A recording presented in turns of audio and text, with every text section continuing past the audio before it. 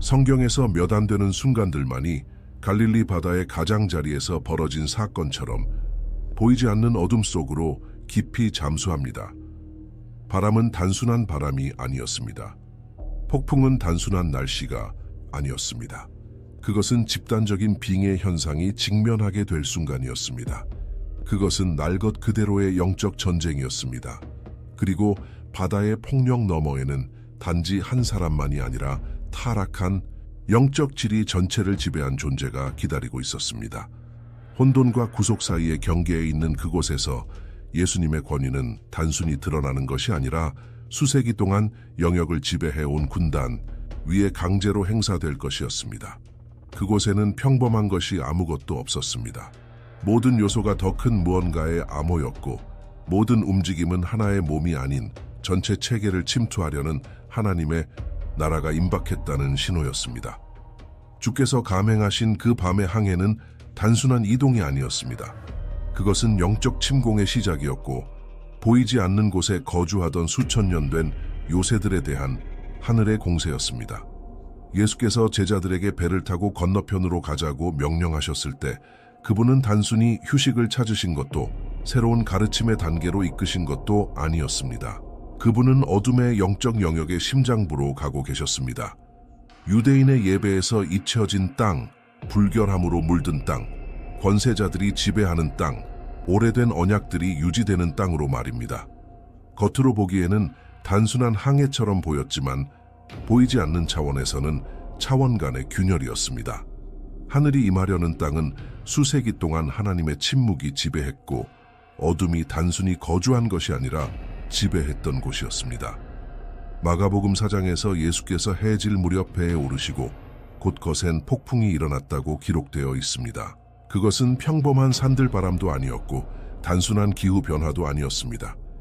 묘사는 이렇게 정확합니다. 큰 바람이 일어나 파도가 배에 들이쳐 배에 물이 가득하게 되었더라. 이 언어는 갑작스럽고 과도한 폭력을 나타냅니다. 반응이었습니다. 자연은 지금 벌어지고 있는 영적 움직임에 반응하고 있었습니다. 하나님의 나라가 전진하고 있었고 반대하는 세력들이 가만히 있지 않을 것이었습니다. 짙어지는 어둠 속에서 제자들은 배를 지키기 위해 사투를 벌였고 예수는 배의 뒤편에서 베개를 베고 주무셨습니다. 예수의 잠은 종종 무관심으로 오해받지만 사실 그것은 그분이 모든 것을 완전히 지배하고 있다는 증거였습니다. 그분은 위험을 몰랐던 것이 아니라 위험 위에 계셨던 것입니다. 그러나 더 깊은 무언가가 있습니다. 히브리인의 세계관에서 바다는 혼돈, 시면 미지의 것을 상징합니다. 창세기부터 물은 하나님에 의해 분리되고 지배되고 질서로 세워져야 할 것으로 나타납니다. 예수의 항해에서 바다는 다시 처음처럼 포효하며 그 분노는 영적 저항의 외침처럼 울려 퍼집니다. 마치 혼돈이 외치는 듯합니다. 당신은 여기에 환영받지 못합니다. 폭력적으로 몰아치는 바람 배를 삼킬 듯한 파도는 단순한 자연현상이 아니었습니다. 그것은 패배가 가까워졌음을 감지한 영적 세계의 표현이었습니다. 제자들에게 깨어진 예수께서 일어나 바람을 꾸짖고 바다에게 말씀하십니다. 잠잠하라, 고요하라. 그 언어는 권위적입니다. 마치 귀신을 내쫓을 때와 같은 어조입니다. 바다는 잠잠해졌고 바람은 멈췄습니다. 제자들 사이에 떠도는 질문은 어떻게 이런 일이 일어났는가가 아니라 이분이 누구시기에 바람과 바다도 순종하는가 였습니다. 이 질문은 단순한 수사가 아닙니다. 그것은 예언적 질문입니다. 왜냐하면 그들이 마주할 사건은 단순한 기적이 아닐 것이기 때문입니다. 그것은 그리스도가 단지 자연만이 아니라 지옥의 권세까지 지배하신다는 계시가 될 것입니다. 폭풍을 잠재운 그 동일한 권세가 곧 한 사람 안의 악령 군단을 잠재울 것입니다.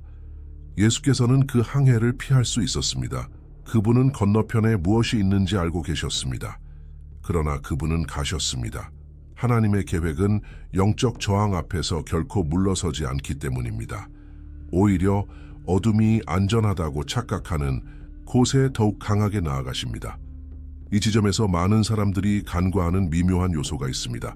바로 이 항해가 일어난 시간입니다. 본문은 해질 무렵이라고 말합니다. 밤이 다가오고 있었습니다. 영적 세계에서 어둠은 의미가 있습니다. 예수님은 의도적으로 밤에 들어가 그림자 속에 숨어 있는 것을 마주하십니다.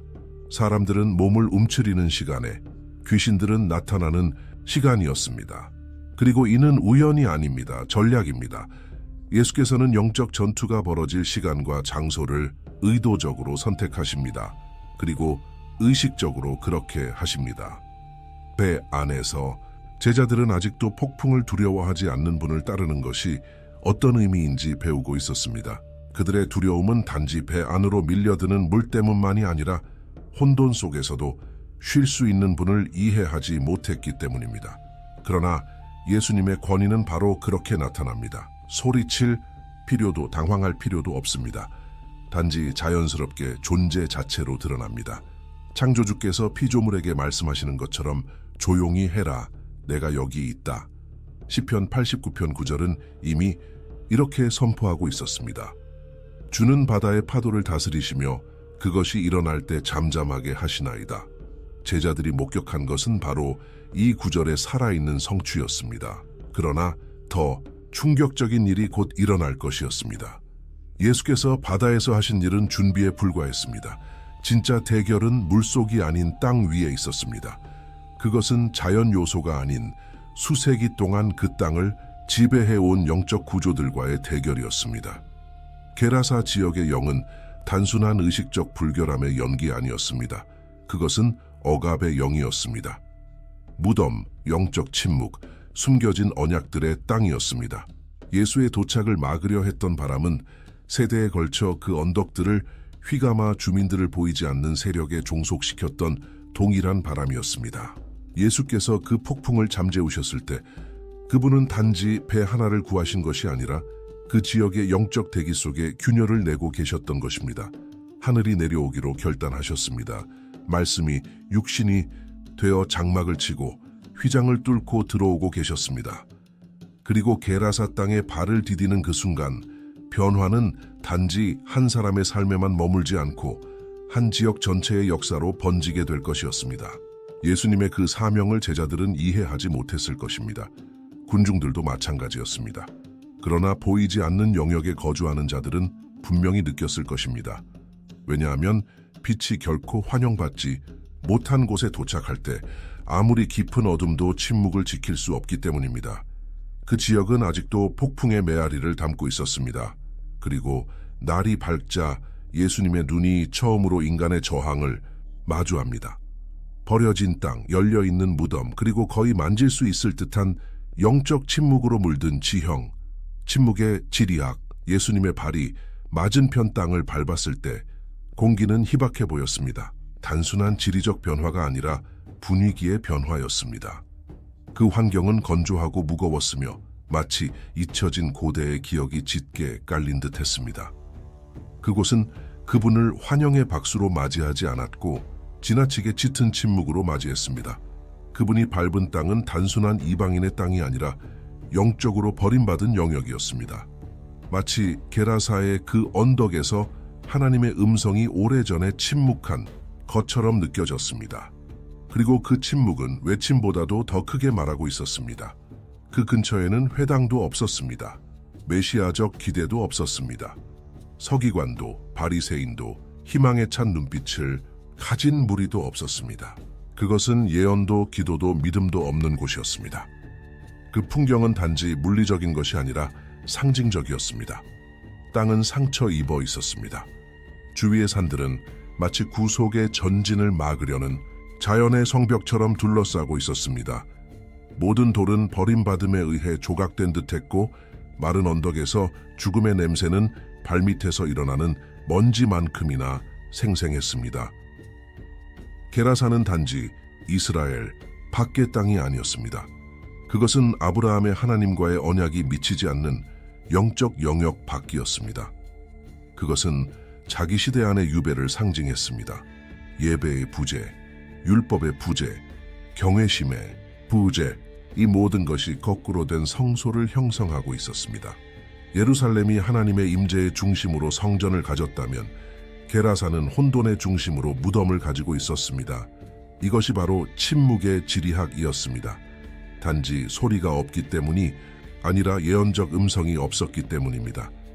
예수님이 그곳에서 마주한 것은 단순한 버림이 아니라 언약의 부재였습니다. 마치 그 땅 위에 하늘이 태고적부터 닫혀 있었던 것처럼 보였습니다.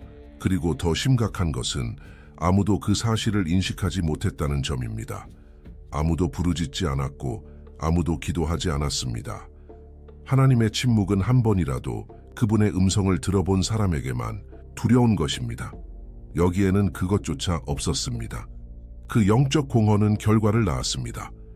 이스라엘에서는 누군가가 괴롭힘을 당할 때 도움의 그물이 있었습니다. 제사장들, 가족들, 이웃들. 그러나 이곳에는 아무도 없었습니다. 귀신 들린 사람은 무덤으로 내쫓겨졌고 그곳에 버려졌습니다. 중보자도 부르짖음도 구원의 기억도 없었습니다. 그 도시는 치유를 구하지 않았고 속박을 풍경의 일부로 받아들였습니다. 악의 자연화는 하나님의 부재가 낳는 가장 독한 열매 중 하나입니다. 게라사에는 영적 저항이 없었습니다. 악은 숨어 있을 필요조차 없었고 그저 거주하고 있었습니다. 지도를 보면 이 항해는 단순해 보입니다. 갈릴리 바다를 건너는 한 척의 배, 그러나 영적으로는 차원적 도약이었습니다. 예수님은 단순히 방향을 바꾸신 것이 아니라 회색 지대, 영적 전쟁터의 틈으로 침투하신 것입니다. 그리고 이것은 깊은 함의를 가집니다. 왜냐하면 하늘이 부름받지 않는 곳에는 지옥이 자리를 잡기 때문입니다. 게라사는 두 왕국 사이의 균열, 틈새였습니다. 단지 이방인의 땅이 아니라 덮개 없는 땅이었습니다. 그리고 바로 그곳에 예수님께서 발을 들이신 것입니다. 그 선택은 지리적이 아니라 전략적이었습니다. 제자들은 다시 이전의 언덕으로 돌아가기를 원했지만 예수님은 그곳에 이름이 있고 영혼이 있고 싸워야 할 전쟁이 있음을 아셨습니다. 하나님의 사명은 인간의 손으로 그어진 경계를 존중하지 않습니다. 은혜는 종교가 감히 가지 못할 곳을 걷습니다. 그리고 이 배경 속에서 우리는 예수님의 움직임을 이해하게 됩니다. 그분은 단지 한 사람을 자유케 하시려 온 것이 아니라 한 영역을 점령하시려 온 것입니다. 그 사명은 개인적일 뿐 아니라 지역적인 것이었습니다. 예수님께서 게라사의 발을 디딤으로써 잊혀진 예언이 재활성화되고 하늘과 땅 사이에 연결이 회복되며 수세기의 버림이 끊어졌습니다. 이것이 바로 게라사의 침묵이 그렇게도 의미심장한 이유입니다. 왜냐하면 한 지역의 침묵은 그 세대의 영적 상태를 고발하기 때문입니다. 예수님은 그 침묵을 임재로, 권위로, 긍휼로, 심판으로 깨시러 오신 것입니다. 그 오랜 침묵 후에 그 땅이 처음 듣게 될 소리는 설교도 노래도 아닌 무덤 사이를 걷는 하나님 자신의 발걸음 소리였습니다. 말씀은 선포되지 않았고 육신이 되어 죽음의 메아리 사이를 걸으셨습니다. 놀랍게도 그 첫 순간에 그분을 맞이한 주민은 아무도 없었습니다. 제사장도 장로도 아이도 없었습니다. 그러나 지옥은 있었습니다. 그 지역에 임한 그리스도의 존재에 대한 가장 즉각적인 반응은 도시가 아니라 동굴에서부터 왔습니다. 마치 그 땅 전체가 집단적 의식에 사로잡혀 있었고 인간의 눈보다 먼저 어떤 변화가 감지된 것처럼 보였습니다. 영적 침묵은 깨어졌고 가장 먼저 그것을 느낀 자들은 귀신들이었습니다. 빛은 자신을 알리는 것이 아니라 불편하게 만듭니다. 그리고 그 불편함이 바로 그 귀신 들린 자를 끌어당긴 것입니다. 게라사는 동시에 거울이자 상처였습니다. 언약 밖에 있는 세상의 상태를 비추는 거울이자 이스라엘의 영적 몸 안에 있는 열린 상처였습니다. 그 방향으로 건너감으로써 예수님은 단지 한 사람을 구하신 것이 아니라 새로운 시대의 시작을 선언하셨습니다. 그곳이야말로 이방인들을 향한 사명의 구체적인 첫걸음이었습니다. 더 이상 선택된 백성에게만 제한되지 않고 이제 구원은 약속의 경계 너머로 닿기 시작한 것입니다. 그리고 이것은 우연이 아니었습니다. 그것은 설계된 것이었고 세상이 창조되기 전부터 정해진 것이었습니다. 성경의 서사가 이 이동을 표현하는 방식은 매우 흥미롭습니다. 마가는 이 장면에 거의 영화적인 무게를 부여합니다. 폭풍, 외침, 돼지, 도망. 그러나 그 극적인 표면 뒤에는 하나의 계시의 축이 있습니다. 지리는 중요합니다. 왜냐하면 하나님은 장소에 관심이 있으시기 때문입니다. 성경 전체는 지리적 기반 위에 세워져 있습니다. 에덴에서 갈보리로, 광야에서 새 예루살렘으로, 그리고 게라사는 그 목록에 새롭게 추가됩니다. 그것은 왕국이 벽을 넘기 시작한 지점입니다.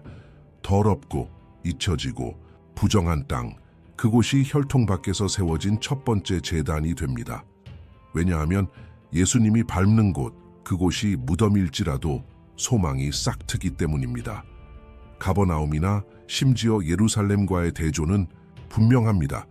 그곳에서 예수님은 바리새인들과 율법학자들과 신학적 논쟁을 하셨습니다. 그러나 이곳에서는 논쟁이 없고 황폐함만이 있습니다. 그러나 그 종교의 부재는 다른 곳에서는 볼 수 없는 개방을 만들어냅니다. 교리적 저항이 적은 곳일수록 순수한 계시에 더 큰 여지가 생깁니다.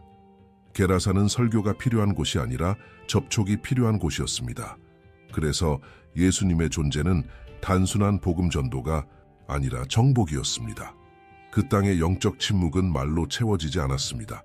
행동으로 채워졌습니다. 예수님은 설교하지 않으셨고 아무도 부르지 않으셨고 어떤 캠페인도 하지 않으셨습니다. 그분은 그저 그 자리에 계셨습니다. 왜냐하면 때로는 지옥이 들을 수 있는 가장 큰 소리는 잊혀진 땅 위를 걷는 한 아들의 순종의 발걸음 소리이기 때문입니다. 그리고 그 소리는 어둠을 깨우기에 충분했습니다. 권위를 지닌 임재는 보이지 않는 지진과 같았고 그 지역의 영적 뿌리를 따라 퍼져나가 혼돈을 한 귀신 들린 남자의 모습으로 표면 위에 드러나게 만들었습니다.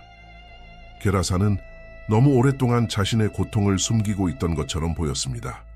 그 도시는 목적에서 벗어나는 데 익숙해졌고 빛으로부터 멀어지는 데 익숙해졌습니다. 그러나 예수님은 은혜의 손이 도달하지 못할 거리란 없다는 것을 보여주시기 위해 바다를 건너오셨습니다. 침묵의 지리는 그 순간부터 구속의 표지가 되기 시작했습니다. 죽음을 정체성으로 지니던 그 장소는 이제 단지 한 개인이 아니라 예언적 차원에서의 해방의 무대가 되었습니다. 왜냐하면 그 만남은 단지 하나의 기적이 아닌 하나의 새로운 계절을 알리는 신호였기 때문입니다. 그리고 바로 그 침묵하고 적대적이며 영적으로 메마른 환경 속에서 어둠 속에서 무언가가 움직이기 시작했습니다. 무덤들 사이에서 한 소리가 들렸습니다. 한 외침, 한 부르짖음, 무리에서가 아니라 단 한 사람에게서. 많은 음성이 섞여 있었지만 여전히 단 하나의 목소리. 그 사람은 마치 온 지역의 혼돈을 자기 안에 담고 있는 존재였으며 게라사의 영적 붕괴를 몸소 지닌 채 걷는 그릇과 같았습니다. 그리고 바로 그 인물 안에서 모든 대결이 형태를 갖추게 되었습니다. 잊힌 자들 사이의 사명적 폭풍이 끝난 뒤의 침묵은 그 전에 불어닥친 바람보다도 더 무겁게 느껴졌습니다. 건너편에서 이제 잔잔해진 물결은 방금 막 벌어진 보이지 않는 대결의 메아리를 숨기고 있었습니다. 마치 바다가 자연에 속하지 않은 어떤 권위에 의해 침묵당한 것처럼 보였습니다. 그리고 제자들이 아직도 바람과 바다조차 순종하게 하는 이가 누구인지 이해하려 애쓰고 있을 때 예수님은 주저하지 않으셨습니다. 그분의 눈은 맞은편 언덕에 고정되어 있었고 마치 정확히 어디에 있어야 할지를 아시는 듯 했습니다. 망설임은 없었습니다. 목적이 있었습니다. 예수님의 행동 중 아무것도 우연한 것은 없었습니다. 모든 걸음, 모든 말씀, 모든 움직임은 하늘과 깊이 연결된 정렬 속에 있었습니다. 그 항해의 목적지는 단순한 지리적 위치가 아니라 영적이었습니다. 게라사는 아무 곳이나 아니었습니다. 이스라엘의 종교 지도자들에게 잊혀진 이방인의 땅이었고 바리새인들의 눈에는 부정한 곳이었으며 희망 없이 살아가는 법을 배워야 했던 사람들이 사는 곳이었습니다. 예배에서 잊힌 지역이었지만 하나님의 긍휼에서는 결코 무시되지 않은 곳이었습니다. 그리고 바로 그곳을 향해 예수님은 가셨습니다. 우연이 아닌 사명 때문이었습니다. 예수님이 그 땅을 향해 움직이신 것은 단순히 다른 장소로 가고자 하는 욕망을 드러낸 것이 아니었습니다. 그것은 사람의 손이 닿지 않는 곳을 향한 아버지의 마음이 드러나는 순간이었습니다.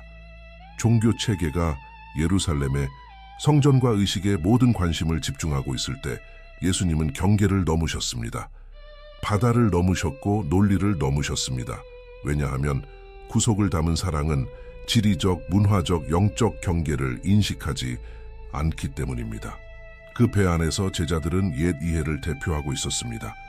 그들은 예수님 안에서 약속의 성취를 보았지만 아직 메시아가 이스라엘 안에 있는 자들만을 위한 분이 아님을 이해하지 못하고 있었습니다. 그분은 말씀이 육신이 되어 오신 분이셨고 유대인들만을 위한 분이 아닌 세상을 위한 분이셨습니다.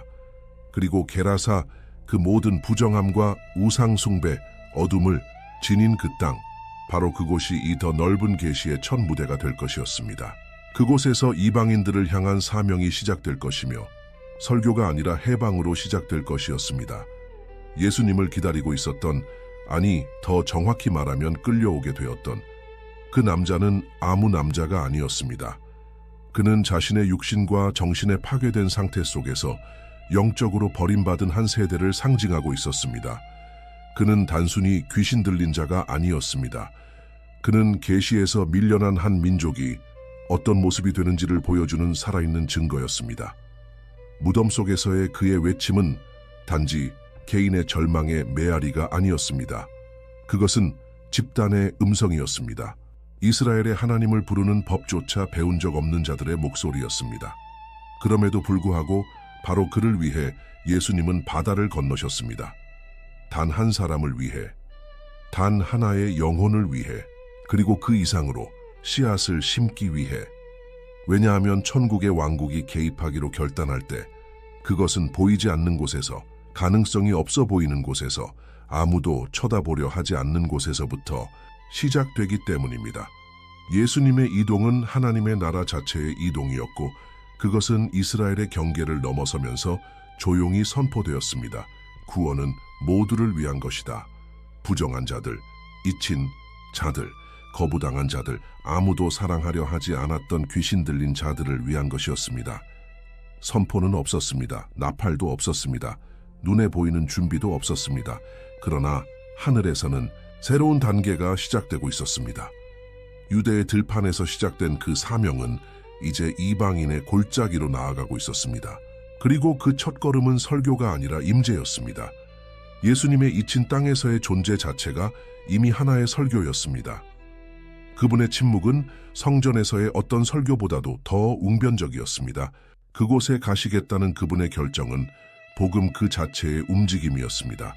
그리하여 영들에게 지배당한 땅의 폐허 속에서 무덤과 부정함 사이에서 예수님은 발을 내디드셨습니다. 두려움 없이, 혐오 없이, 권위를 가지고. 왜냐하면 모두가 멸망을 본 그곳에서 예수님은 목적을 보셨기 때문입니다. 모두가 부정을 본 그곳에서 그분은 전략적 영토를 보셨습니다. 바다를 건너는 것은 단지 첫 전투였고 진정한 전쟁은 이제 막 시작되려 하고 있었습니다. 그것은 칼로 싸우는 전쟁이 아니라 구속으로 싸우는 전쟁이었습니다. 그리고 모든 것은 하나의 외침으로 시작될 것이었습니다. 한 세대가 빙의된 고통, 먼지가 아직 가라앉기도 전에 예수님의 발이 그 언덕에 닿았습니다. 마치 지금껏 보이지 않던 영적 세계가 그 잊힌 땅에서 더욱 강하게 뛰는 듯했습니다. 게라사 위에 드리운 침묵은 단순히 소리가 없는 상태가 아니라 수세기 동안의 버려짐에 눌린 오래된 고통의 밀도 높은 존재였습니다.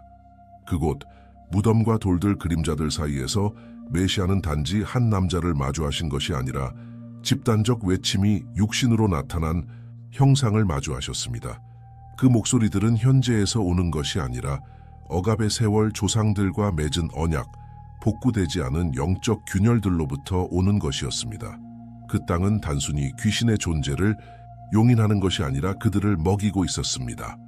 그리고 그 장막을 찢은 첫 소리는 외침이었습니다. 하나의 외침, 길게 이어지는 절규, 고통과 절망으로 가득 찬 외침. 그 남자는 무덤들 사이에서 유령처럼 모습을 드러냈습니다. 벌거벗은 채 열려있는 상처들과 오래된 흉터로 덮인 몸, 혼란스러운 눈빛, 더 이상 자신을 구속하지 못하는 사슬로 찢긴 손목들. 그 얼굴에는 정체성이 없었고 오직 고통 뒤에 숨겨진 얼굴들의 모자이크만이 보였습니다. 그의 피부에 새겨진 자국들은 단순한 자해의 결과가 아니라 언어였습니다. 말로는 표현할 수 없게 된 것을 각 상처가 말하고 있었습니다. 그곳에는 산산조각난 영혼이 세상이 잊은 몸속에 머물고 있었지만 하늘은 여전히 그를 보고 있었습니다. 그 산을 가로지른 그 외침은 단지 인간의 것이 아니었습니다. 그것은 영적인 것이었습니다. 희망의 부재에 의해 잘려나간 한 세대의 신음, 종교적 무관심에 의해 침묵당한 울부짖음이었습니다. 그는 도움을 구하는 자처럼 예수께 달려간 것이 아니었습니다. 절망에 빠진 그의 몸은 자신의 의지를 넘어선 더 큰 무언가에 의해 끌려간 것이었습니다. 마치 그리스도의 존재 자체가 보이지 않는 자기장처럼 그를 끌어당기며 그 영혼을 고립시키고 있던 보이지 않는 포위를 깨뜨린 것 같았습니다. 그는 사람의 아들 앞에 설명할 수 없는 폭력성으로 쓰러졌습니다. 그러나 그 행위 안에는 경외심이 아니라 대결이 있었습니다. 왜냐하면 엎드린 이는 단지 그 사람이 아니라 그 안에 거하고 있던 존재들이었으며 인간의 육신 속에 감추어졌을지라도 영원한 권위를 발산하는 영광 앞에 억지로 무릎 꿇게 된 것이었습니다. 육안으로 보면 많은 이들이 단지 한 귀신 들린 사람만을 보았을 것입니다. 그러나 영의 세계에서는 그 몸은 더럽혀진 제단이었습니다. 목소리들을 수용하기 위해 세워진 성전이었습니다. 그 안에서 드러나는 것은 영적으로, 감정적으로, 심리적으로 사슬에 묶인 세대의 집단적 고통이었습니다. 그 남자의 형상은 압제 속에서 신음하며 죽은 자들 사이에서 살아가는 민족의 거울이었습니다. 제사장도 말씀이 담긴 두루마리도 희망도 없이 그는 무덤 사이에 살았고 자신을 살아있는 자로 더 이상 보지 않았습니다. 그것은 해방을 망각한 채 빙의를 정상으로 여긴 사회의 초상화였습니다. 그리고 바로 그곳에서 예수님은 나타나기를 선택하셨습니다. 그가 입을 열었을 때 나온 것은 도움의 요청이 아니었습니다. 그것은 비명들이었습니다. 끊어진 외침들, 뒤엉킨 말들, 겹쳐진 목소리들, 언어를 지배하려는 존재들의 혼란 속에서 그 실체는 흐려졌습니다. 그럼에도 불구하고 예수님은 물러서지 않으셨습니다. 그분의 시선은 흔들리지 않았습니다. 왜냐하면 그 앞에 있는 이는 단지 한 남자가 아니라 하나의 사명이었기 때문입니다. 한 부르심, 세상이 창조되기 전부터 감추어져 있던 목적, 그 만남은 두 왕국 간의 충돌, 배제의 신학과 회복의 신학이 충돌하는 순간이었습니다. 의도적으로 선택된 그 장면은 메시지를 더욱 강하게 만들었습니다. 무덤, 모래, 바위, 사방에서 드러나는 죽음. 그것은 우연이 아니었습니다. 그것은 하나의 신적 연출이었습니다. 왜냐하면 사람의 아들은 단지 살아있는 자들 가운데서 설교하는 분이 아니었습니다. 그분은 죽은 자들 가운데서 부활하게 하시는 분이셨기 때문입니다. 이사야의 외침이 그곳에서 울리는 듯했습니다. 어둠에 앉은 백성이 큰 빛을 보았도다. 그 남자는 에스겔이 수세기 전 보았던 마른 뼈들의 골짜기를 구현한 자였습니다. 그러나 이제 그 뼈들에는 살이 붙었고 비록 찢긴 살일지라도 이제 곧 잃어버린 숨결을 회복시키는 말씀을 들을 준비가 되어 있었습니다. 그를 무덤으로 내쫓았던 그 도시는 이제 멀리서 그를 지켜보고 있었습니다. 사람들은 더 이상 그를 사슬로 묶으려 하지 않았습니다. 이미 포기했기 때문입니다. 그가 죽은 자들 사이에서 살게 두는 것이 그가 의미하는 바를 마주하는 것보다 더 쉬웠습니다. 왜냐하면 그 남자를 무시함으로써 그들은 스스로의 상태를 함께 무시하고 있었기 때문입니다. 그의 외침은 너무 불편했습니다. 그는 문제는 그에게만 있는 것이 아니라 침묵을 정상화한 모두에게 있다는 사실을 상기시켰습니다. 그것은 그 지역의 집단적 양심에 열린 상처였습니다. 그리고 예수님은 그 상처를 꿰매러 오신 것이 아니라 드러내러 오셨습니다. 그리스도의 접근은 폭력적이지 않았습니다. 그러나 단호했습니다. 그 권위는 거친 몸짓으로 나타난 것이 아니라 임재로 나타났습니다. 예수님의 그 땅 위에 한 걸음 한 걸음이 영적 선언이었습니다. 이곳도 내 땅이다. 그분이 말씀하셨을 때 외침은 없었습니다. 단지 하나의 명령. 단순한 질문, 그러나 보이지 않는 구조를 뒤흔드는 말씀이었습니다. 내 이름이 무엇이냐? 예수님의 질문은 그 사람을 향한 것이 아니었습니다. 그를 억압한 체계 전체를 향한 것이었습니다. 그것은 드러남의 초대였고 고통과 일그러짐 속에 숨겨졌던 실체와의 공개적인 대면이었습니다. 그 대답은 곧 오게 될 것입니다. 그러나 아직은 아니었습니다. 왜냐하면 먼저 세상이 보아야 했기 때문입니다. 제자들이 이해해야 했기 때문입니다. 지옥이 무릎 꿇어야 했기 때문입니다. 그 순간은 단지 해방의 순간이 아니라 계시의 순간이었습니다.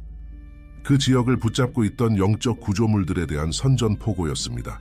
그리고 이 남자, 속박된 세대의 상징이 된 그는 어둠에서 끌려나와 다가올 일을 예고하는 표징이 될 첫 번째 인물이 될 것입니다. 그의 외침은 거기서 끝나지 않았습니다.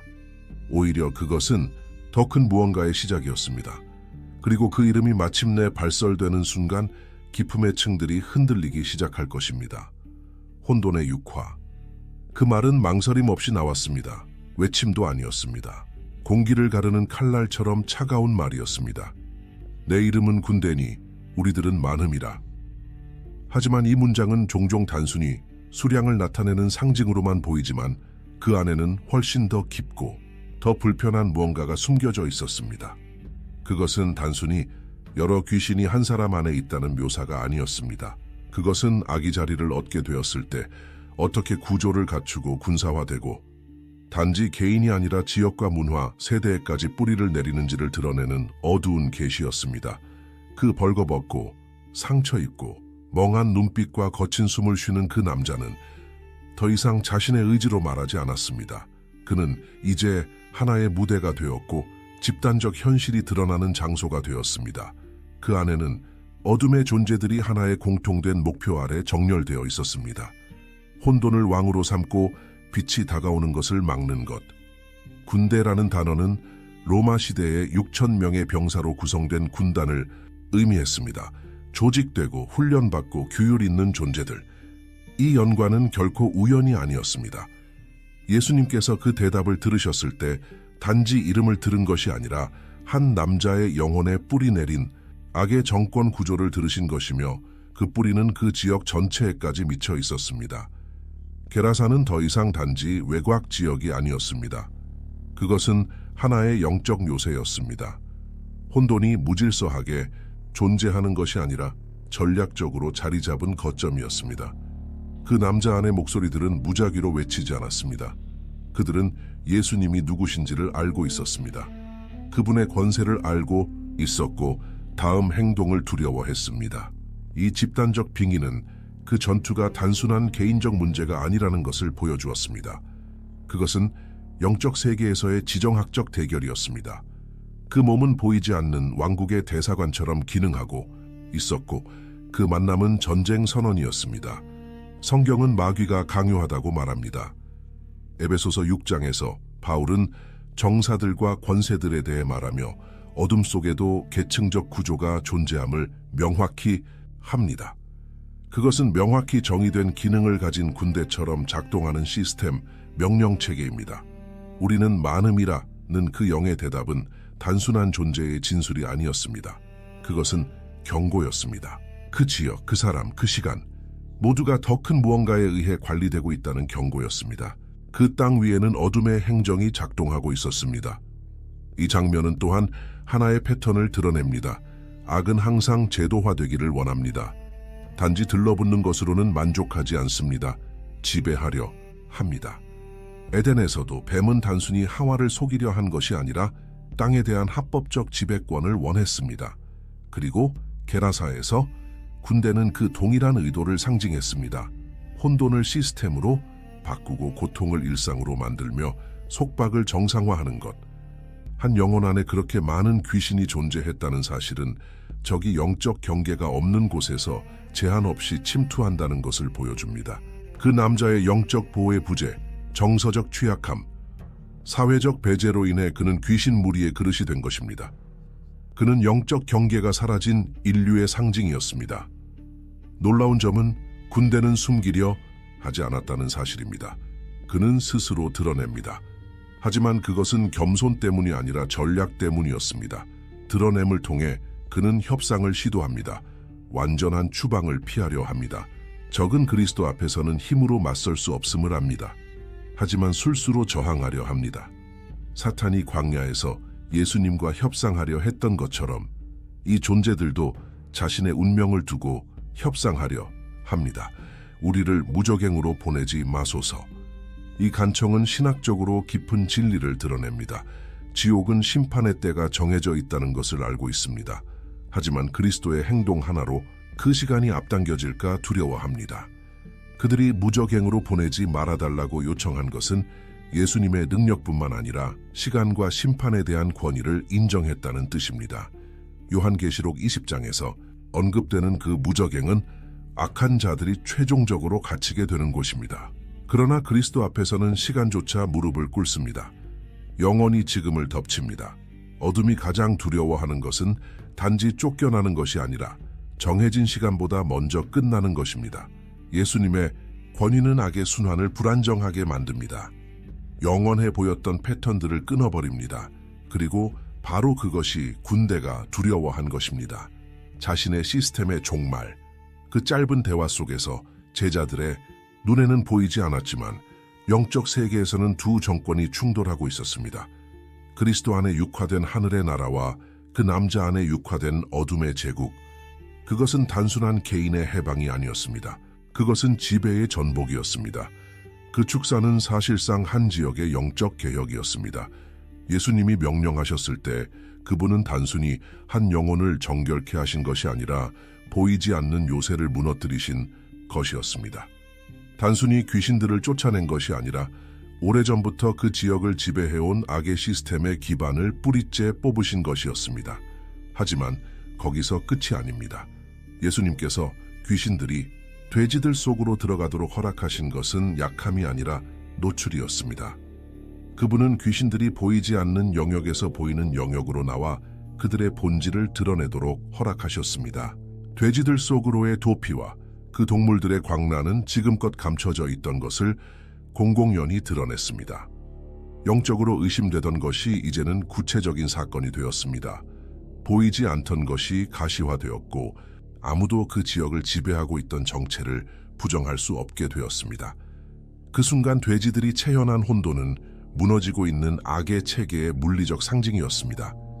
예수님께서 돼지들을 일시적인 그릇으로 사용하게 하신 이 전략은 적의 본성을 폭로하고 폭로하는 일이었습니다. 자유롭게 행동하게 되자 악은 스스로를 파괴했습니다.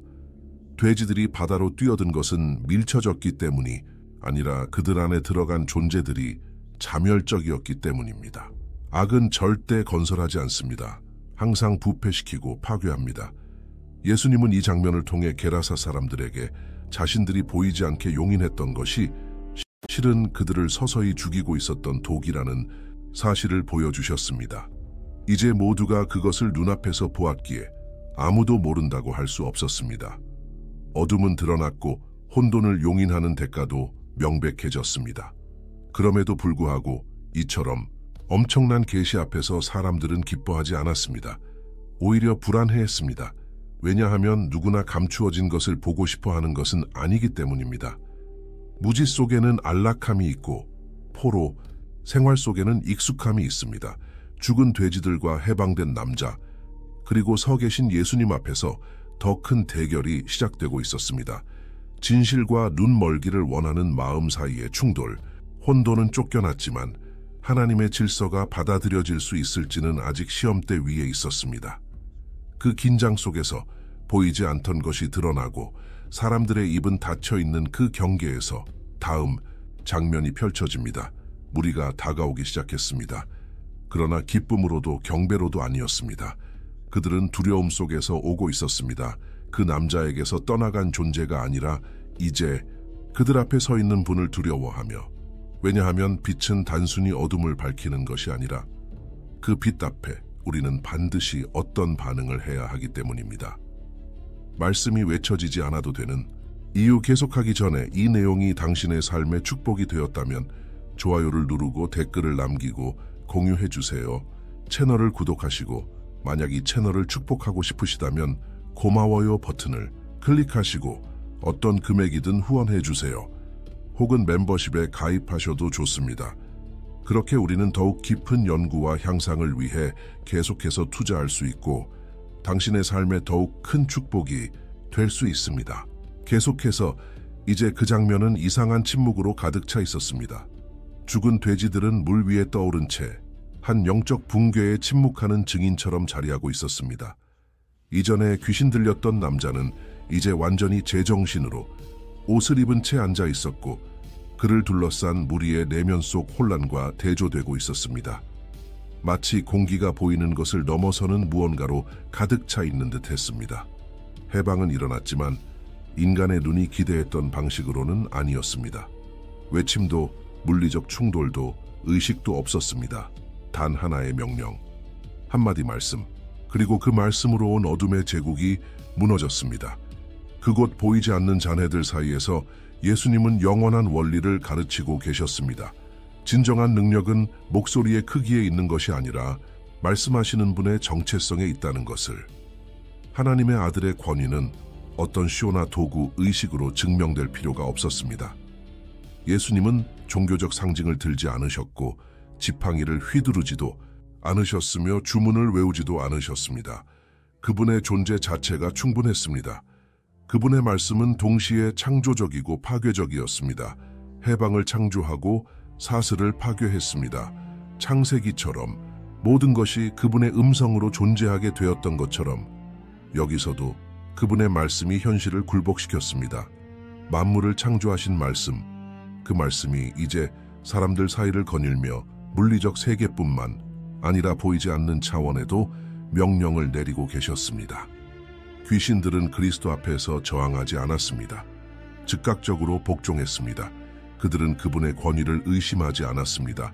싸우려 하지도 않았습니다. 그저 간청하고 애원했습니다. 이것은 최고의 빛 앞에서 어둠이 협상의 여지를 가지지 못한다는 사실을 보여줍니다. 마가복음 1장에서 이미 더러운 귀신이 당신이 누구신지 압니다. 하나님의 거룩한 자이십니다. 라고 말했습니다.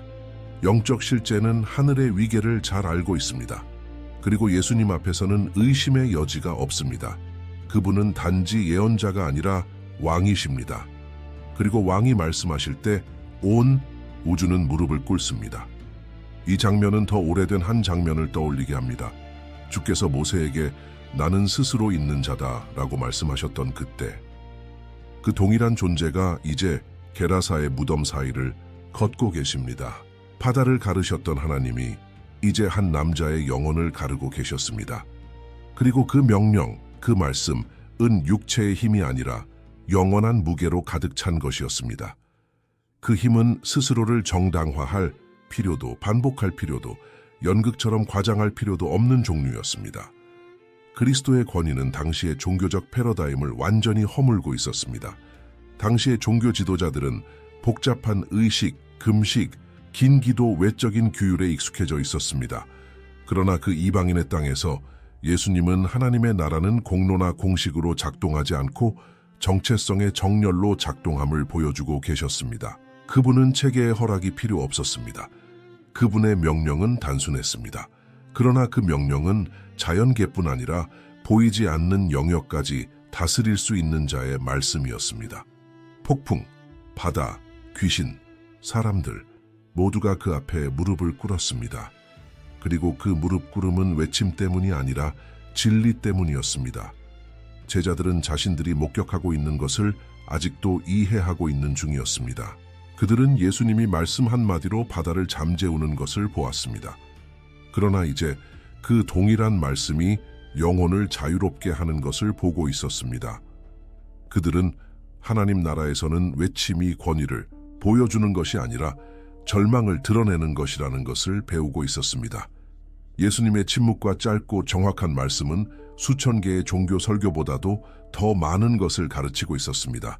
진정한 권위는 설득할 필요가 없습니다. 존재 그 자체입니다. 그리고 이 지점에서 그 장면은 지역 주민들에게 더 충격적인 현실이 됩니다. 그들은 그렇게 심하게 귀신 들렸던 한 남자의 해방은 더 격렬하고 극적인 뭔가가 필요할 것이라고 기대했습니다. 하지만 그렇지 않았습니다. 그 기적의 단순함은 인간 구조물의 연약함을 드러냈습니다. 예수님은 단지 그 귀신 들린 자를 해방시키신 것이 아니라 종교적, 사회적, 영적 체계가 가지고 있던 통제에 대한 환상을 무너뜨리고 계셨습니다. 진정한 전쟁은 인간의 무기로 이길 수 없습니다. 그것은 영적 권위로 승리합니다.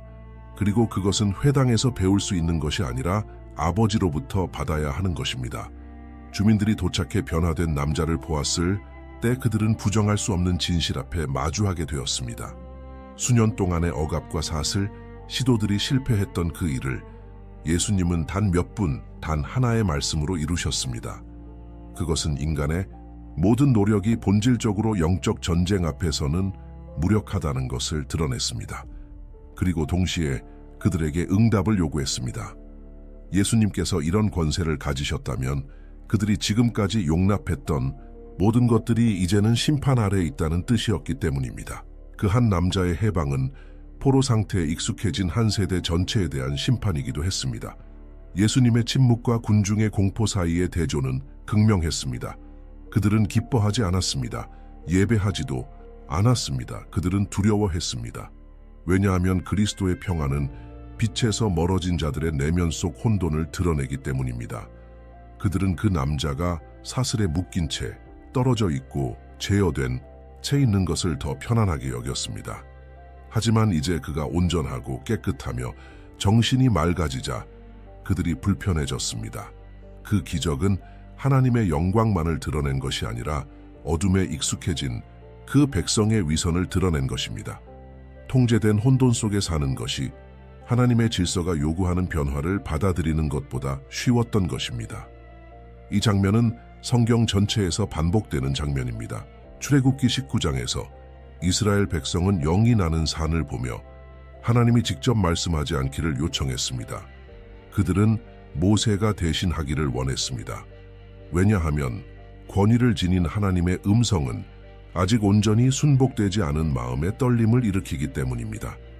게라사에서도 우리는 같은 반응을 봅니다. 그들은 예수님께 떠나시길 요청합니다. 그분이 해를 끼쳤기 때문이 아니라 너무 많은 일을 하셨기 때문입니다. 그분의 능력은 그들을 대면하게 만들었습니다. 그분의 말씀은 억눌린 자들을 해방시켰을 뿐 아니라 모든 억압에 숨겨진 실체를 드러낸 것입니다. 그리고 바로 여기에 말씀이 가지는 힘이 드러납니다. 그것은 소리의 크기로 작동하지 않습니다. 그것은 본질로 압도합니다. 히브리서 4장에 이렇게 기록되어 있습니다. 하나님의 말씀은 살아있고 활력이 있어 어떤 양날 가진 검보다도 예리하여 혼과 영과 및 관절과 골수를 찔러 쪼개기까지 하며 그 말씀은 귀신 들린 자의 외침을 꿰뚫었고 군대를 꿰뚫었으며 제자들의 두려움을 꿰뚫었고 종교 체계를 꿰뚫었으며 침묵 속에서도 군중을 꿰뚫고 있었습니다. 이제 자유케 된 그 남자는 아무 말도 필요하지 않았습니다. 그의 존재 자체가 증언이었습니다. 회복된 그의 정신은 하나의 설교였습니다. 그의 평안은 그 어떤 설교보다도 더 설득력 있는 외침이었습니다. 그는 이제 아무도 막을 수 없는 말씀의 권위가 어떻게 작용하는지를 보여주는 살아있는 증거였습니다. 그래서 천국은 요란함 없이 자라납니다. 외형으로 오는 것이 아니라 본질로 오는 것입니다. 그것은 권위가 있는 곳에 나타납니다. 그리고 그 권위는 무엇보다도 아버지의 정체성을 지닌 자에게서 드러납니다. 그러나 그 해방의 명확함에도 불구하고 무리는 빛의 임재를 견딜 수 없었습니다. 그들은 예수님께 떠나시길 요청했습니다. 그래서 바다를 잠잠케 하시고 영적 요새를 무너뜨리시고 한 사람을 회복시키시고 말씀의 능력을 드러내신 그 예수님은 이제 조용히 일어나 떠나려 하셨습니다. 하지만 모든 것이 거기서 끝난 것은 아니었습니다. 왜냐하면 해방된 그 사람은 그를 구원하신 말씀과 멀리 떨어져 사는 삶을 더 이상 원하지 않았기 때문입니다. 예수님이 배로 다가가시던 그 순간 새로운 대화가 시작되었습니다. 그리고 그 대화는 진정한 해방의 가장 강력한 여파는 결코 그 순간에만 머물지 않는다는 것을 곧 드러내게 될 것입니다. 초자연적인 것이 체제를 위협할 때 언덕 위로 불어오기 시작한 산들바람은 이제 묘한 무게를 실은 침묵을 머금고 있었습니다. 마치 그 지역의 나무와 돌들마저도 집단적 경악에 사로잡힌 듯했습니다. 무리가 예수님 주위에 모이고 있었지만 그것은 예배의 모습이 아니라 불안감의 그림자였습니다. 한때 두려움에 대상이었던 그 남자가 이제는 평온하게 옷을 입고 앉아 있었고, 그 존재는 하나의 살아있는 역설을 상징하고 있었습니다. 혼돈은 사라졌지만 불편함이 시작된 것이었습니다. 그 이유는 불쾌할 정도로 분명했습니다. 귀신 들린 자를 자유케 한 기적은 단순히 겉으로 보이는 사슬만을 끄는 것이 아니라 모두가 정상이라 여겨왔던 숨겨진 타협의 체계를 뒤흔들었기 때문입니다. 처음부터 그 남자의 무덤과 거처는 묵인된 이상현상이었습니다. 그의 고통은 분명했고 그의 고난은 부인할 수 없었지만 그의 존재는 이 사회에 나름의 유용함을 제공하고 있었습니다. 그는 사람들을 동굴에서 멀어지게 했고 공동체에 고백되지 않은 죄의 배출구 역할을 하며 겉으로는 멀쩡해 보이는 사회가 숨기고 있던 내면의 절규를 투사하는 그림자였습니다. 그의 해방은 영적일 뿐 아니라 사회적이고 경제적이며 종교적인 충격이기도 했습니다. 그리고 바로 그것이 많은 이들에게 받아들일 수 없는 일이었습니다. 들판 가장자리에 선 돼지를 기르던 자들은 물 위에 떠있는 죽은 동물들의 시체를 바라보며 고통을 감추지 못했습니다. 그들의 이익은 그 남자를 붙잡고 있던 영들과 함께 수장되었습니다. 그리고 그보다 더한 것은 그 경제적 손실이 사람들의 입에 오르내리지 않던 진실을 들춰냈다는 것입니다. 그 도시는 부정함과 공존하는 데 이미 익숙해져 있었던 것입니다. 돼지들은 그 상징이었습니다. 유대인이면서도 조용히 율법이 금지한 것들을 거래하며 살아가던 그들, 그 해방은 도화선이었습니다. 예수님은 단 한마디 명령으로 귀신을 쫓아냈을 뿐 아니라 어둠과 맺은 숨겨진 계약들을 100일에 드러내셨습니다. 그 기적이 주는 트라우마는 바로 여기에 있었습니다. 하나님의 초자연적 능력은 인간의 구조에 안주하지 않습니다. 그 능력은 불안정을 일으킵니다. 흔들리지 않을 것 같던 것들을 뒤흔듭니다.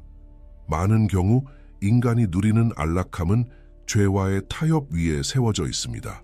귀신 들린 자를 무시하고 금지된 것을 팔며 이익을 얻는 체계는 빛이 드러나자 참담하게 무너졌습니다. 그 빛은 어둠을 유지하고 있던 모든 이들의 역할을 적나라하게 드러냈습니다. 그래서 잔치는 없었습니다. 환호도 없었습니다. 대신 두려움이 있었습니다. 그리고 단순한 두려움이 아닌 거절이 있었습니다. 그들은 예수님을 악하다고 생각해서 쫓아낸 것이 아니었습니다. 오히려 그분이 너무 선하시기 때문이었습니다. 그분의 선함이 자신들이 애써 숨기고 있던 악함을 들추었기 때문입니다. 하나님의 임재는 그분의 부재에 익숙해진 사람들을 불편하게 만듭니다. 그래서 그분이 오실 때 박수보다는 회피가 먼저 일어나기도 합니다. 요한복음 3장에서 말하듯 빛이 세상에 왔으되 사람들이 자기 행위가 악함으로 빛보다 어둠을 더 사랑하였으니 해방된 남자의 존재는 이제 하나의 거울이 되었습니다. 그는 하나님께서 완전히 망가진 한 사람에게도 무엇을 하실 수 있는지를 보여주는 증거였습니다. 동시에 그는 체제가 바꾸고 싶어하지 않는 모든 것의 상징이 되었습니다. 그는 온전해졌지만 그가 존재하는 것 자체가 하나님은 인간의 규범에 순종하지 않으신다는 사실을 끊임없이 상기시켰습니다. 그를 치유한 기적은 그를 수년간 죽은 자들과 함께 버려둔 그 사회 구조 전체에 대한 무언의 심판이었습니다. 그래서 그는 더 이상 두려움의 존재가 아닌데도 그의 존재는 여전히 공포를 자아냈습니다. 군중의 시선은 이제 한때 괴물처럼 여겨졌던 남자에서 예수님께로 향했습니다. 하지만 그 시선은 새로운 종류의 두려움을 담고 있었습니다. 인간의 수고 없이 불가능이 현실로 일어난 것을 본 두려움. 종교 체계는 그 남자를 부정한 자로 낙인 찍을 수 있었습니다. 제사장들은 그를 무시할 수 있었습니다. 사회 지도자들은 무덤과 지역을 피할 수 있었습니다. 그러나 이제 예수님의 행동은 그 모든 논리를 깨뜨렸습니다. 그분은 단지 바다를 건너 풍랑을 이기신 것이 아니라 보이지 않는 층들을 뚫고 모두가 버렸던 한 사람을 구원하신 것입니다. 이것은 단순한 능력이 아니었습니다. 그것은 주권이었습니다. 그리고 주권은 사람을 두렵게 만듭니다. 왜냐하면 그것은 하나님께서 사람의 허락 없이도 역사하신다는 것을 의미하기 때문입니다. 성전의 제한도 시스템의 통제도 받지 않으시는 분, 그분은 원하시는 곳에서 원하시는 방식으로 원하시는 사람과 함께 역사하십니다. 그리고 바로 그 순간 그 마을은 참된 하나님의 나라는 순응하러 오는 것이 아니라 변화시키러 온다는 사실을 깨닫고 있었습니다. 그 변화가 환영받지 않을 때 그것은 곧 스캔들이 됩니다. 그래서 그들의 간청은 더 많은 기적을 바라는 것이 아니라 예수님께 떠나시기를 바라는 것이었습니다. 그분의 임재는 쇠사슬에 예측 가능성 속에서 안주하던 체계에겐 감당할 수 없는 것이었습니다. 그들은 예수님이 더 많은 기적을 행할까 봐 두려운 것이 아니었습니다. 그분이 모든 것을 바꿀까 봐 두려웠던 것입니다. 그분이 관습을 무너뜨릴까 봐, 그분이 또 다른 사람도 바꾸실까 봐. 왜냐하면 그분이 또 다른 이들도 해방시키신다면 누가 진짜 포로인지 드러나게 될 것이기 때문입니다. 그리고 그렇게 예수님께 떠나시라고 요청함으로써 그 도시는 순응이라는 이름의 계약서에 서명한 셈이었습니다. 그들은 말없이 지금 이대로가 낫다고 선언했습니다. 익숙한 고통이 예측할 수 없는 치유보다 낫고 그들만의 질서가 하나님의 혁명보다 더 편안하다고 말이죠. 예수님은 단호한 눈빛으로 그 요청을 받아들이셨습니다. 왜냐하면 하나님의 나라는 억지로 강요되지 않기 때문입니다. 그것은 제한됩니다. 그리고 거절당할 때 조용히 떠나지만 흔적을 남깁니다. 시간이 지워버릴 수 없는 흔적, 바람이 다른 도시로 전하는 흔적, 한 변화된 영혼이 전할 사명이 되는 흔적. 왜냐하면 군중이 뒷걸음질 칠 때 한 사람이 앞으로 나아오고 있었기 때문입니다. 이전엔 무덤 사이에서 울부짖던 그 사람이 이제는 무릎 꿇고 예수님 앞에 간청하고 있었습니다. 그러나 그의 간청은 달랐습니다. 그는 예수님께 떠나지 말라고 요청한 것이 아니라 그분과 함께 가고 싶었습니다. 그의 요청은 안락함을 위한 것이 아니라 사명을 위한 것이었습니다. 그리고 그 시점에서 사람들의 소란과 예수님의 침묵 사이에서 새로운 장이 열릴 준비를 하고 있었습니다. 한 지역 전체의 운명을 다시 쓰게 될 이야기가 제 틈에서 탄생한 새로운 신학 거절의 연기가 아직도 골짜기를 덮고 있었습니다. 외침은 사라졌고 돼지들은 죽었으며 사람들은 떠났습니다. 그들이 가져간 것은 두려움뿐만이 아니라 자신들이 직접 목격한 것을 부정하려는 의지도 함께였습니다. 하지만 그 침묵 속에 남겨진 한 사람이 있었습니다. 더 이상 벌거벗지 않았고 더 이상 사슬에 묶이지 않았으며 더 이상 수많은 목소리에 지배되지 않던 남자. 그는 그를 해방시켰을 뿐 아니라 이제 새로운 이름으로 부르시는 분 앞에 서 있었습니다. 더 이상 귀신 들린 자가 아닌, 더 이상 버려진 자가 아닌 이제는 보냄받은 자가 된 사람이었습니다. 떠나달라는 요청을 받았던 예수님은 잠시 바닷가에 머무르셨고 그 곁에서 제자들은 말을 잃은 채 침묵 속에 있었습니다. 왜냐하면 그들이 방금 목격한 것은 눈에 보이는 것을 넘어서는 무엇이었기 때문입니다. 그리고 바로 그 순간 아무도 예상하지 못한 일이 시작되고 있었습니다. 그날 이스라엘의 종교적 기준으로는 부정하다고 여겨졌던 이방 지역 한복판에서 첫 번째 이방인 복음 전도자가 등장하고 있었습니다. 그 남자는 시편을 암송할 줄 몰랐습니다. 성전의 의식에 대해서도 알지 못했습니다. 바리새인의 전통도 제사장의 옷에 담긴 상징도 이해하지 못했습니다. 그러나 그는 모든 회당의 벽을 넘어서는 무언가를 알고 있었습니다. 그는 하나님의 손길을 경험한 자였습니다. 그는 모든 혼란을 잠재우는 그 음성을 알고 있었고 외침을 꿰뚫고 본질을 바라보는 그 눈길을 알고 있었습니다. 그는 정통신학은 몰랐지만 살아있는 계시를 가슴에 품고 있었습니다. 그리고 확장되고 있는 하나님의 나라 앞에서 그것은 그가 필요로 하는 전부였습니다. 그가 예수님께 다가가 그분을 따르겠다고 요청했을 때 그 바람은 너무나도 자연스럽게 느껴졌습니다. 그런 구원을 경험한 사람이라면 누구든 그분 곁에 있고 싶어 할 것이기 때문입니다. 그러나 예수님의 대답은 놀라웠습니다. 많은 이들에게 나를 따르라고 하셨던 그분은 그에게는 이렇게 말씀하셨습니다. 내 집으로 돌아가 하나님이 내게 얼마나 큰 일을 하셨는지를 말하라. 누가복음 8장 39절. 그 명령은 혁명적인 씨앗을 품고 있었습니다. 예수님은 의도적으로 복음을 유대인 서기관이 아닌 귀신 들렸던 한 사람을 통해 이방 땅에 심으신 것입니다. 하나님의 나라의 메시지는 더 이상 민족적 문화적 경계에 가둘 수 없는 것이 되었습니다. 그것은 이제 살아있는 증언을 통해, 변화된 이야기들을 통해, 새겨진 마음을 통해 흘러가고 있었습니다. 그는 길을 떠났습니다. 그리고 떠나는 그 순간 그는 곧 목소리가 되었습니다. 그의 이야기는 데가볼리 지역 여러 도시로 퍼져나갔습니다. 그는 양피지 두루마리를 가지고 있지 않았지만 그의 입에서 나오는 말 한마디 한마디는 진정성으로 가득했습니다. 그는 강단을 필요로 하지 않았습니다. 그의 삶 자체가 설교였습니다. 혼돈이 있던 자리에 이제는 명확함이 있었고 두려움이 지배하던 공간에 믿음이 피어나기 시작했습니다. 그리고 영적으로 침묵하던 땅 위에 이제는 새로운 신학의 울림이 퍼지고 있었습니다. 책에서 태어난 것이 아니라 살아있는 말씀을 경험한 자리에서 나온 울림. 그 새로운 신학은 과거를 무시하지 않았지만 인간 이해의 한계를 초월했습니다.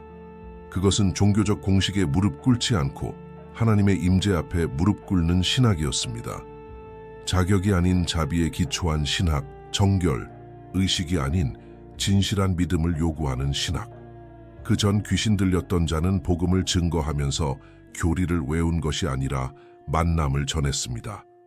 그는 율법을 가르친 것이 아니라 변화된 삶을 나누었습니다. 그리고 하늘의 시선 속에서 그것은 그 무엇과도 비교할 수 없는 가치를 지니고 있었습니다. 데가볼리는 헬레니즘 문화의 영향 아래 있는 도시들로 구성되어 있었습니다. 그곳은 그리스, 철학, 우상 숭배, 이교적 합리주의가 깊이 뿌리 박힌 곳이었습니다. 논리가 신성을 침묵시키고 문화가 유대인의 신앙을 밀어내는 것처럼 보이던 땅. 그러나 바로 그곳에 씨앗이 뿌려졌습니다. 그리고 이것은 하나님의 전략을 보여주는 것이었습니다. 하나님은 사람이 심지 않는 곳에 심으시고 체계가 보내지 않는 곳에 보내시며 지도자들이 보지 못하는 곳에 일으키십니다. 이미 이사야는 이렇게 예언했습니다. 나를 찾지 아니하던 자들에게 물음을 받았으며 내 이름을 부르지 아니하던 자들에게 내가 나타났노라. 이사야 65장 1절. 이 믿기 어려운 복음. 전도자는 이후 수세기 동안 반복될 하나의 모델을 열었습니다. 학문적 배경은 없지만 계시의 불을 품은 남자와 여자들, 평범하지만 비범한 만남을 경험한 자들, 은혜로 새겨진 이들, 그리고 그 은혜를 진리로 전하는 사역자들. 이것은 전통적인 종교, 체계에 대한 도전이었습니다. 종교는 직책에 의존하지만 하나님은 증언에 기대십니다. 사람은 겉모습을 보지만 하나님은 중심을 보십니다. 그리고 그 맥락 속에서 그 전 귀신 들렸던 자는 개척자가 되었습니다. 그의 메시지는 단순한 개인적 해방에 관한 것이 아니었습니다. 그것은 그 지역에 뿌리내린 영적 구조에 대한 선언이었습니다. 그의 치유 이야기는 이전에 그를 지배했던 어둠의 요새를 향한 일격이었습니다. 그는 이제 그 땅이 더 이상 어둠에 속하지 않음을 보여주는 살아있는 증거였습니다. 그리고 자신도 모르게 그는 개혁자가 되었습니다. 힘으로도 폭력으로도 아닌 오직 성령으로. 그렇게 등장한 이 새로운 신학은 길들여질 수 없었습니다. 그것은 성전의 형식 안에 맞춰지지 않았고 율법학자들의 책상 위에도 쉽게 받아들여지지 않았습니다. 그것은 성령의 바람처럼 거칠고 하나님의 움직임처럼 예측할 수 없는 것이었습니다. 그리고 그것이 사람들을 불편하게 만들었습니다. 종교 체계는 자신이 통제할 수 없는 것을 두려워합니다. 자유는 사슬에 익숙한 이들을 두렵게 만듭니다. 그렇기에 그 도시의 사람들은 예수님께 떠나시기를 간청했던 것입니다. 그들은 진리의 충돌보다는 익숙한 평온을 택했습니다. 하지만 그들이 알지 못했던 것은 예수님이 떠나셨어도 그분의 임재는 남아 있었다는 사실입니다. 바로 어둠 속에 남겨진 한 사람의 삶 속에 하나의 타오르는 횃불로 넣고 시간이 지나 성경은 그 사역의 열매를 자세히 기록하지는 않지만 강한 역사적 증거들이 존재합니다. 몇 년 후 사도 바울이 데가볼리 지역을 복음화했을 때 이미 마음이 열려있는 사람들을 발견했습니다. 씨앗은 자라났던 것입니다. 모든 것은 한때 깨어지고 버려졌던 한 사람이 그분의 명령에 순종했기 때문에 시작되었습니다. 가서 말하라. 이렇게 해서 영적 재 속에서 새로운 신학이 솟아올랐습니다. 사내들인 회의실이 아닌 죽음의 골짜기에서, 서기관의 펜이 아닌 하나님의 손가락이 한 사람의 마음에 써넣은 신학. 그리고 이 신학은 지금도 살아있습니다. 공식이 아닌 체험된 하나님을 전할 누군가가 존재하는 곳마다, 하나님이 잊힌 땅에 찾아오셔서 잃어버린 자녀를 구원하시는 이야기를 기꺼이 증언할 이들이 있는 곳마다 성경은 이미 깨어있는 자들을 위해 준비해 두었다. 특정 지역이나 개인에게 나타나는 영적 현상들이 예언적인 의미를 지닌다는 것을 이해하도록 말이다. 요한계시록에서 나타나는 장면은 그 게라사의 언덕에서 목격된 장면과 크게 다르지 않다.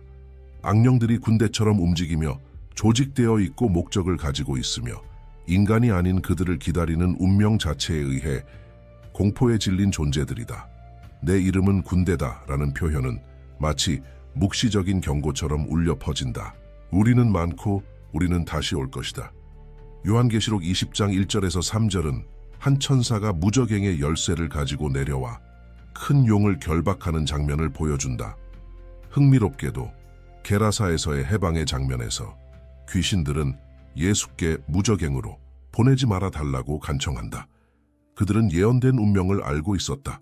그들의 자유는 일시적이며 어둠 속에서 활동할 시간이 제한되어 있다는 것을 인식하고 있었다. 그래서 그들은 한 예언자 앞에서가 아니라 영원한 심판자 앞에서 두려움에 떨고 있었다.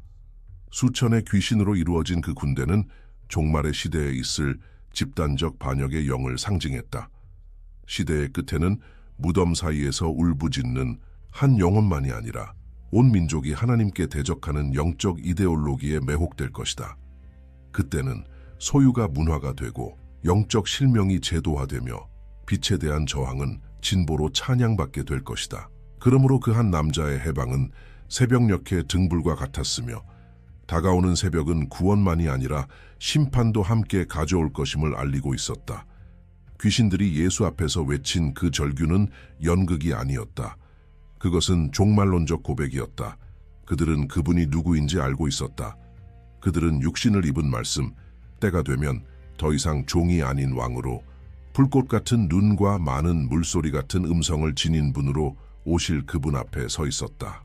그들은 요한계시록 19장에 묘사된 흰 말을 탄 자, 그 이름을 자신 외에는 아무도 알지 못하는 자, 하늘의 군대가 따르는 그분을 바로 그 겸손한 인물 속에서 알아보았다. 게라사는 이렇게 예언적인 무대가 되었다. 미래의 전투를 앞당겨 보여주는 연극의 무대. 그곳에서 일어난 일은 영적 전쟁이 단지 개인의 내면의 문제가 아닌 보편적인 진리임을 가리킨다. 빛과 어둠의 전쟁은 인간의 심령을 넘어 구조와 정부, 문화와 보이지 않는 영역 전체에 영향을 끼친다. 종말의 시대에는 더 이상 개인의 소유만이 아니라 시스템 전체가 악령에 사로잡히게 될 것이다. 예수께서 귀신들을 쫓아내신 것은 단지 한 사람을 자유롭게 하신 것이 아니었다. 그분은 침묵 속에서 선포하신 것이었다. 하나님의 나라의 권세가 이미 작동 중이며 아무리 조직적이고 수많은 군대라 할지라도 그분의 명령 앞에서는 결코 저항할 수 없다는 사실을, 그분은 동일한 예수, 그 귀신들을 물리치신 그분, 이후 모든 시대의 끝에 나팔 소리와 함께 하늘을 여시고 자신의 나라에 대적하는 자들 위해 영원한 심판을 선포하실 분이시다. 사도 바울이 데살로니가후서 2장 7절에서 말한 예언은 이 장면과 정확히 맞아떨어진다. 불법의 비밀이 이미 활동하고 있다. 군대는 인간의 형태로 나타난 이 불법의 비밀의 실현이었다. 수많은 사악한 의식이 지배하는 하나의 몸, 그에게 속하지 않은 목소리들에 의해 갈기갈기 찢긴 분열된 정신. 그것이 마지막 시대의 세상 모습이 될 것이다. 부패한 영적 사상에 조종당하는 하나의 집단적인 몸. 성경에 따르면 적그리스도는 단지 정치적 권력만 가지고 오지 않는다. 그는 기적과 거짓된 표적, 기만의 작용을 가지고 온다. 데살로니가후서 2장 9절. 예수께서 게라사에서 마주하신 것은 바로 이 기만의 예고편이었다. 하나님께 버림받은 듯한 땅에서조차 구조와 통합, 통치력을 흉내내는 어둠의 시도였다. 여기서 중요한 지점이 있다. 영역이다. 그 남자의 귀신, 들림은 그 지역과 무관하지 않았다. 그 지역의 부정한 영의 존재는 비록 이스라엘에게 버림받은 땅일지라도 영적 세계가 그 지역을 점령하고 있었음을 보여주는 증거였다. 이방인의 땅은 이미 사탄의 요새가 되어 있었다. 이것은 우리에게 경고한다.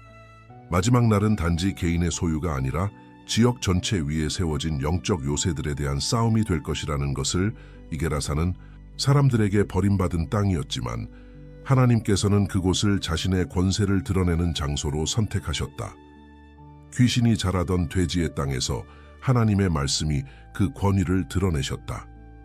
도시로부터 버림받은 한 사람을 통해 하나님은 잠재적 선교사를 보셨다. 이것은 요엘 2장 28절의 말씀을 떠올리게 한다.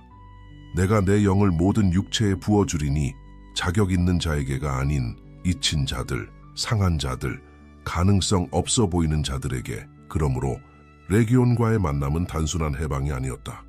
그것은 예고편이었다. 미래를 향해 던져진 그림자였다.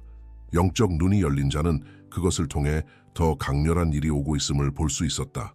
그것은 전 세계적일 것이며 제도화될 것이다. 그러나 동시에 반드시 정복될 것이다. 왜냐하면 그 한 사람을 자유롭게 하신 동일한 그리스도께서 자신을 기다리는 자들을 구속하시기 위해 다시 오실 것이기 때문이다. 그리고 그가 다시 오실 때 더 이상 적의 이름을 물으실 필요가 없다. 왜냐하면 그분의 넓적 다리와 옷에 이미 쓰여 있기 때문이다. 만왕의 왕, 만주의 주. 이 이야기 전반에 울려 퍼진 모든 말은 단지 정보를 전달하기 위해 쓰인 것이 아니라 깨어나게 하기 위해 기록된 것이었습니다. 왜냐하면 예수님께서 격렬한 바다를 건너시고 영적인 폭풍을 마주하시며 어둠에 지배된 땅을 밟으시고 잊힌 한 사람을 자유롭게 하신 그 일은 지금도 계속되고 있기 때문입니다. 군대의 이야기는 과거 성경 속 사건만이 아니라 세대에서 세대로 이어지는 인류의 영적 상태를 비추는 예언적 거울입니다. 어쩌면 당신의 모습도 비추고 있을지 모릅니다. 왜냐하면 지금 이 순간에도 감정의 무덤 속에서 살고 있는 사람들이 있습니다. 아무도 보지 못하는 목소리에 사로잡혀 있고 중독, 트라우마, 두려움, 오래된 죄책감에 사슬로 묶인 채 살아가고 있습니다. 동굴에서 소리치던 그 사람처럼 어쩌면 당신도 이미 너무 멀리 와버렸다고, 돌아갈 길이 없다고, 세상이 당신을 버렸고 하나님마저 당신을 잊으셨다고 믿고 있을지 모릅니다. 그러나 진실은 다릅니다. 진실은 예수님께서 지금도 당신을 위해 폭풍을 건너신다는 것입니다. 그분은 여전히 경계를 넘으시고 영적인 장벽을 무너뜨리시며 아무도 찾지 않는 이들을 향해 가십니다. 종교가 외면하고 사회가 무시한 바로 그 이들을 향해서 예수님은 건강한 사람을 위해 오신 것이 아닙니다. 병든 자, 부서진 자, 고통받는 자들을 위해 오셨습니다. 그분은 자유를 주시기 위해 오셨습니다. 그리고 그 군대를 떨게 만들고 한 사람을 해방시켰던 동일한 음성이 오늘 당신의 이름을 부르고 있습니다. 정죄로가 아닌 사랑으로, 멸시가 아닌 구속으로, 당신을 정죄하기 위함이 아니라 회복시키기 위해서입니다. 죄의 무리가 아무리 많아도, 실수의 군대가 아무리 크고 고통의 깊은 시면이 있어도 그것이 그리스도의 보혈보다 깊을 수는 없습니다. 예수님은 당신이 준비된 모습으로 오기를 바라지 않으십니다. 그분은 단지 지금 있는 그대로 오기를 원하십니다. 열린 마음으로, 지친 영혼으로, 생명을 갈망하는 그 심정으로. 왜냐하면 참된 해방은 육체에서 시작되지 않고 영에서 시작되기 때문입니다. 그리고 가장 시급한 기적은 외적인 상황을 바꾸는 것이 아니라 당신의 영원한 운명을 바꾸는 것입니다. 혹시 지금까지 빛으로부터 멀리 걸어오셨고 당신의 영혼이 그림자에 둘러싸여 있다고 느끼신다면 기억하세요. 게라사의 남자를 자유롭게 하신 그 예수님은 지금 이곳에도 계시며 당신에게 새로운 이야기를 제안하고 계십니다. 다시 시작할 수 있는 삶, 평화가 개념이 아닌 지속적인 임재가 되는 삶, 죄책감이 당신의 정체성이 되지 않고 과거가 더 이상 미래를 규정하지 않는 삶. 왜냐하면 예수님이 들어오시는 그 순간 사슬은 끊어지고 비명은 멈추며 마음은 치유되고 영혼은 회복되기 때문입니다. 당신은 자격이 없다고 생각할 수도 있습니다. 하지만 우리 모두는 자격이 없습니다. 그것이 은혜가 그렇게 충격적이고 강력하고 거부할 수 없는 이유입니다. 은혜는 완벽을 요구하지 않습니다. 단지 당신의 항복을 기다릴 뿐입니다. 오늘 항복하세요. 미루지 마세요. 당신을 부르시는 그 음성을 외면하지 마세요. 마음속에서 느껴지는 성령의 손길을 무시하지 마세요. 이 순간이 바로 당신의 시간입니다. 영원히 지금 시작될 수 있습니다. 만약 당신이 지금 이 순간 예수 그리스도와 화해하고 싶거나 그분의 길로부터 멀어졌다면, 다시 돌아오고 싶고 영원한 구원을 향한 새로운 여정을 시작하고 싶다면 아래 댓글에 이렇게 쓰세요. 주 예수님, 저는 당신을 제 인생의 유일하고 충분하신 주님이자 구세주로 받아들입니다. 그리고 만약 당신이 이미 당신의 삶을 그분께 드렸지만 이 메시지가 당신의 마음을 깊이 울렸다면 믿음으로 댓글에 이렇게 쓰세요. 아멘. 이 단순한 행동이 하나님께 사용되어 다른 이들을 구하는 데 쓰일 수 있습니다. 각각의 댓글, 공유, 말 한마디가 비옥한 땅에 뿌려진 씨앗입니다.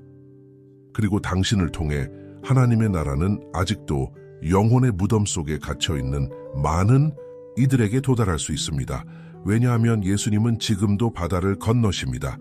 지금도 폭풍을 마주하시며, 지금도 포로들을 자유롭게 하시며, 지금도 이야기를 변화시키고 계시기 때문입니다.